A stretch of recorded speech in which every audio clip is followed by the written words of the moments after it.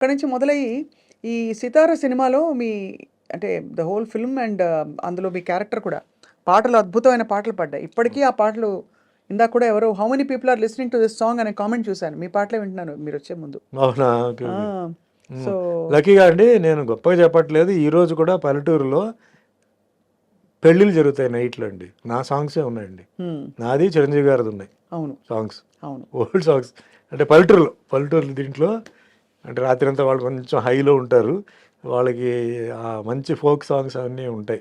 అవును. That way I'm very lucky అండి. ఎంతోమంది ఉన్నారు హ్మ్. ఆర్టిస్టులు. బట్ నా పాట అక్కడ ఎందుకంటే నేను వస్తున్నానని చెప్పి కాదు. హ్మ్. నేను అలా పాస్ అవుతుంటాను. హ్మ్. ఇప్పుడు నైట్ టైం కొన్ని జర్నీ పాస్ అవుతుంది కదా! పెళ్ళిళ్ళు అన్నప్పుడు నా వినపడుతుంటుంది. హ్మ్. ఇది ఎక్కడో విన్నట్టుంది అని మనం సినిమా సాంగ్ ఇది. మందని చెప్పి తర్వాత మా అసిస్టెంట్ చెప్తారు. సార్ మందే ఇది పిక్చర్. సో అట్లా నాకు ఒక చాలా నేను తృప్తిగా ఉన్నానండి లైఫ్‌లో. హ్మ్. ఏదో అనుకున్నాను, ఏదో జరిగింది. ఈరోజు ఇండస్ట్రీలో 100 సినిమాలు తెలుగులో హీరోగా చేశాను. 50 సినిమాలు తమిళ్‌లో హీరోగా, కన్నడలో 25 చేశాను. టోటల్‌గా 750 సినిమాలు దాటేసాను. దేవుడు పాత్రలు, అన్నమయ్యలో వెంకటేశ్వర స్వామి, విలన్, దేవుడు, రామోజీ, పోలీసు, విలన్, దొంగ అన్నీ ఇక మీరే. అన్నీ చేశాను. అసలు ఇదన్నీ నేను అస్సలు ఊహించలేదు. టార్గెట్ పెట్టలేదు. నేను ఒక యాక్టర్ అవ్వాలి, నంబర్ 1 అవ్వాలి. ఇప్పుడు చాలామంది ఏమంటారంటే మీరు నంబర్ 1 అయి ఉండాలి, నంబర్ 1 ఏమండి నేను అనుకోలేదు. ఒక సినిమా ఇండస్ట్రీలో ఉంటున్న ఫ్యామిలీ అయితే అవును. ట్రైనింగ్ తీసుకొని అదే. ఈ ఛాలెంజ్‌లు పెట్టుకొని ఇయన్నీ చేసేవాడిని. నాకు అసలు షూటింగ్ ఎప్పుడైతే నెక్స్ట్ పిక్చర్ ఏంటి ఇదే దీంట్లో ఉన్నాను తప్ప అంటే మన హిట్లు ఇవ్వాలి. అవును. అది తప్ప నేను నంబర్ పొజిషన్ అంతా నేను మీరు అనుకోలేదు గానీ, మీరప్పుడు వచ్చినప్పుడు బాగా సెన్సేషన్ అయినప్పుడు బట్ అది అది అందరూ తీసుకెళ్ళింది. అందరూ కొంచెం హడలు పుట్టించారు కదా! మీరు టైం ఎస్టాబ్లిష్ స్టార్స్‌కి. నేను ఎస్టాబ్లిష్ స్టార్స్‌కి ఛాలెంజ్ పెట్టింది. బట్ నేను ఎవరికీ నేను ఛాలెంజ్ కాదు. నేను ఇండస్ట్రీలో అందులో చూడండి తెలుగు లాంగ్వేజ్ వేరే లాంగ్వేజ్ అండి. అవును. హౌ కెన్ ఐ ఎక్స్‌పెక్ట్ ఇప్పుడు నేను ఏదైనా కన్నడ గాని, తమిళ్ గాని అయితే అనుకోవచ్చు. ఓ తెలియని లాంగ్వేజ్‌కొచ్చి అంత భగవంతుడు అంత ఇచ్చినప్పుడు మనం బిజీగా ఉండాలి. షూటింగ్ డబ్బు కూడా అండి నేను ఎవరిని డిమాండ్ చేయలేదండి. హ్మ్. నా మీద ప్రొడ్యూసర్స్ కౌన్సిల్‌లో సుమన్ డబ్బు కోసం సినిమా ఆపాడు. పేమెంట్ కోసం ఆపాడు చెప్పి నేను ఎప్పుడు చేయలా. ఆ! అంటే గ్రాటిట్యూడా మీకు? నేను ఒకటే చెప్తాను. God gives what you deserve not what you desire అంటారు చూసారా? హ్మ్. సో నేను అదే ఫ్రేమ్‌లో పెట్టుకొని వేషం ఇచ్చారు హీరోగా. 6 పాటలు తీశారు. 6 ఫైట్‌లు ఏవో తీశారు. పోస్టర్‌లు అంటించేశారు. కటౌట్లు పెట్టారు. మనకి ఇది దేవుడి దగ్గరికి ప్రసాదం ఇచ్చినట్టు చెప్పి నేను తీసుకొని సైలెంట్‌గా ఉండేవాడిని. ఆయన కర్మ చూసుకుంటాడు. సిద్ధాంతం నేను నమ్ముతాను. Hmm. So little bit of martial arts నేర్చుకోవడంతో కొంచెం బుద్ధిజం ఇది కొంచెం ఎంటర్ అయింది. మా మాస్టర్ వచ్చి బుద్ధిస్ట్ ఆయన. సో హ్మ్. ఆయన కొంచెం బుద్ధిజం ఎవ్రీ క్లాస్ ఆయన వెంటనే కర్మ సిద్ధాంతం గురించి క్లాసు 10 నిమిషాలు, 15 నిమిషాలు అందరికీ చెప్తాడు. ఒక్కో విషయం చెప్తాడు అతను ఎట్లా అనేది. నేను దాన్ని నమ్ముతున్నాను. ఈరోజు ఎవరైతే నాకు మోసం చేశారో వాళ్ళు చాలా ఇబ్బందులు ఉన్నారు. కొందరు లేరు. హ్మ్. కొందరు ఫ్యామిలీ చాలా ఇబ్బంది అయిన పొజిషన్లో ఉంది. ఎవరు హెల్ప్ చేయలేని పొజిషన్లో ఉన్నారు. అది వాళ్ళ పిల్లలకి అలా తగిలింది. నాకు నిజంగా బాధగా ఉంది. నేను వాళ్ళని తిట్టలేదు, చేయలేదు. అదే మనం మనసులో అనుకునే శాపనార్థాలు అలాంటివి గాదు. వాళ్ళకి కర్మ సిద్ధాంతం ప్రకారం జరుగుతుంది. Justice is done by nature అంతే. అంటారు.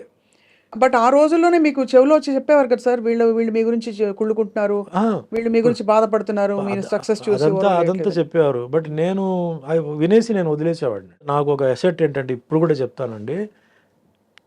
నా ప్రొడ్యూసర్స్ ఎప్పుడు నన్ను రిపీట్ చేశారండి. హ్మ్. డైరెక్టర్స్ నన్ను రిపీట్ చేశారు. 5, 6 సినిమాలు నేను డైరెక్టర్స్‌తో, ప్రొడ్యూసర్స్‌తో చేశాను. అదే నాకు పెద్ద ఎందుకు చాలామంది ఉన్నారు మార్కెట్‌లో. సుమన్ దగ్గరికి ఎందుకు రావాలి? ఏం చేయాలి? ఫర్ ఎగ్జాంపుల్ కాటగడ ప్రసాద్ కుమార్ అండి. 9 సినిమాలు ఆయనతో చేశాను.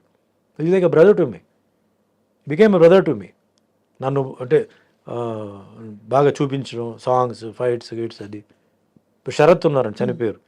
నాకు సాంగ్స్ ఇచ్చింది ఎవరంటే శరతే పాపం. హ్మ్.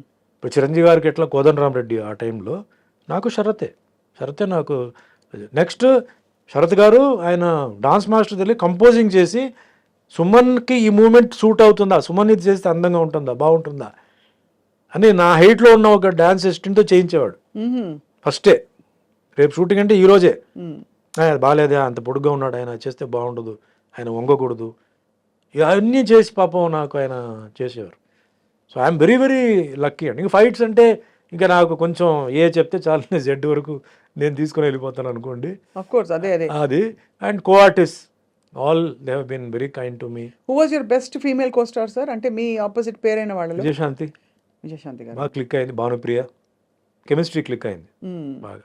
అసలు మా సీన్ ఇస్తే డైరెక్టర్ ఆయన కాన్సెప్ట్ చెప్తాడు, ఇట్లా వస్తారు, కగులిస్తారు, తర్వాత తోస్తారు, ఏది వస్తారు, మేము దానికి ఇంకా ఏం చేయాలి, ఎట్లా చేయాలి, ఇంకా కొంచెం యాడ్ చేసి. It is very nice and very comfortable working with Vijayashanti and Bhanupriya. ఎక్కువ వాళ్ళతో చేశాను, అందరితో చేశాను, సుహాసినితో చేశాను, అందరితో చేశాను, బట్ మోస్ట్లీ భానుప్రియ అండ్ విజయశాంతితోనే ఎక్కువ నేను చేశాను. ఏ టైంలో కూడా sir you never fell in love? ఎవరితో ఎవరిని ప్రేమించలేదా మీరు? స్క్రీన్ మీద ప్రేమించాను.